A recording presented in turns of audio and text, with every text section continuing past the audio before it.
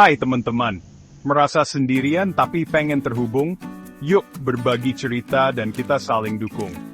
Rasa sepi itu wajar kok. Semua orang pasti pernah mengalaminya.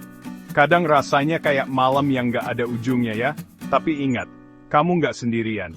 Dengan berbagi pengalaman, kamu gak cuma bantu diri sendiri, tapi juga bantu orang lain yang mungkin merasakan hal yang sama. Memang, gak selalu gampang untuk terbuka. Tapi setiap cerita yang dibagi itu langkah awal untuk sembuh. Mau itu cerita sedih, atau perjalanan untuk menemukan kebahagiaan lagi, ceritamu itu berharga.